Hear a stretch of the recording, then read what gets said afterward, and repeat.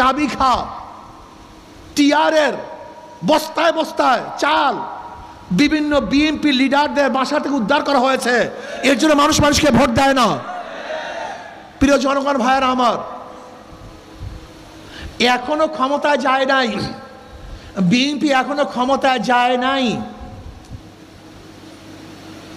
এরপরে তাদের অবস্থা এই, ভয় আছে যেতে পারি কি পারি না, যদি অপকর্ম করি মানুষ ভোট দিবে না। এই ভয়ে ভয়ে যেই কাজগুলি করতেছে, যখন ভয় থাকবে না, যখন ক্ষমতা চলে যাবে, এই দেশটার অবস্থাটা কি হবে বলেন তো? এখনো ক্ষমতায় যেতে পারবে কি পারবে না, অপকর্ম করলে সেই ভয় আছে। তারপরও এই কাজ, যখন ক্ষমতায় চলে যাবে এই দেশটাকে নরকে পরিণত করবে, জাহান্নামে পরিণত করবে। গোটা বাংলাদেশের মানুষকে বলবো, পিআর সিস্টেমে নির্বাচন দেন।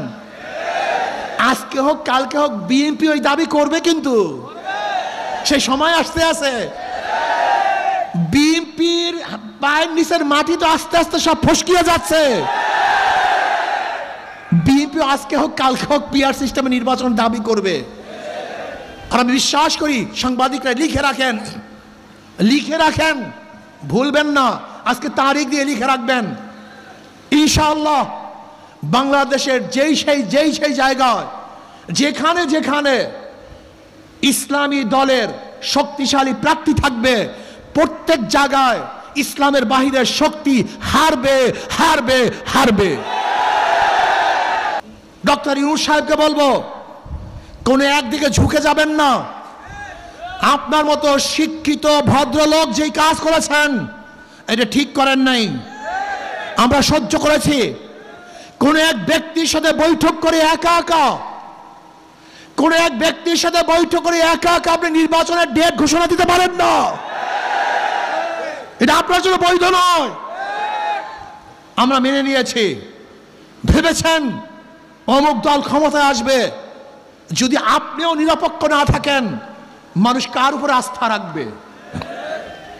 কিন্তু খবরদার, নির্বাচন আপনি যেই দিন করেন আপত্তি নাই, কিন্তু প্রয়োজনীয় সংস্কার এবং দৃশ্যমান বিচার ব্যতীত যদি আপনি নির্বাচন করেন তাহলে অবশ্যই জনগণের কাঠগড়ায় আপনাকে দাঁড়াতে হবে, জনগণের কাছে আপনাকে জবাব দিতে হবে। যে ইউনূস সাহেব আপনি তিনটা জিনিসকে সামনে নিয়ে ওই চেয়ারে বসেছিলেন, সংস্কার, দৃশ্যমান বিচার এবং নির্বাচন। আপনি শুধু নির্বাচন উপহার দিবেন, সংস্কার করবেন না এবং বিচার করবেন না, আপনি ওয়াদা খেলাপ করেছেন। আমরা বিশ্বাস করি যদি সংস্কার ভিত্তিক নির্বাচন হয় সেই নির্বাচন গ্রহণযোগ্য নির্বাচন হবে না, প্রস্তাবিত নির্বাচন হবে। যদি 1000% স্বচ্ছ নির্বাচন হয়, একদল বলবে কারচুপি হয়েছে, নির্বাচন ঠিক হয় না, ইঞ্জিনিয়ারিং হয়েছে, বিভিন্ন বক্তব্য দিবে। কাজে এমন নির্বাচন চাই যেই নির্বাচন গ্রহণযোগ্য নির্বাচন হবে। নির্বাচন কমিশন সাহেব আপনি কি বলেছেন? পিআর সিস্টেম সংবিধানে নাই। আপনি নিজেকে সংবিধানে আছেন? আপনি নিজেও তো সংবিধানে নাই। আপনি কি জানেন যে সরকার ফল করার 3 মাসের মধ্যে নির্বাচন দিতে হবে, এটা সংবিধান। আর আপনি তো 3 মাসের পরে বসছেন, আপনার তো বৈধতা নাই। এই সংবিধান আপনাকেই তো বৈধতা দেয় না। আর আপনি বলছেন সংবিধানে নাই, আমরা বলবো আপনিও সংবিধানে নেই। যেরকম আপনার সংবিধানবিহীন, ঠিক পিআরও আমি মনে করি সংবিধানবিহীনই হওয়া উচিত। কারণ এই 72 নির্বাচনে 72 সংবিধান আমরা চাই না। এই সংবিধানকে পরিবর্তন করতে হবে। সমস্ত ফ্যাসিস্ট তৈরি করে এই 72 সংবিধান, এটা যার যার মতো কেটে সেটে নিজেদের অনুযায়ী, নিজেদের স্বার্থ অনুযায়ী সাজানো হয়েছে। এই সংবিধান মানুষকে কল্যাণ দিতে পারে না, মানুষকে মুক্তি দিতে পারে না। কাজে সংবিধান পরিবর্তন করতে হবে, সংস্কার করতে হবে, বিচার করতে হবে, পিআর সিস্টেমে নির্বাচন দিতে হবে।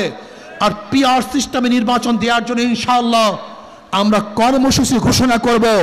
অবশ্যই অন্তর্বর্তী সরকার পিআর সিস্টেমে নির্বাচন দিতে বাধ্য হবে ইনশাআল্লাহ। আর যারা বলে পিআর বুঝি না, খায় না, মাথায় দেয়, ওদের রাজনীতি করার কোনো অধিকার নাই। একটা পিআর সিস্টেমে নির্বাচন হবে কি হবে না সেটা ভিন্ন কথা, কিন্তু একজন রাজনীতিবিদ যদি বলে আমি বুঝি না, তাহলে তার রাজনীতি করার কোনো অধিকার নেই।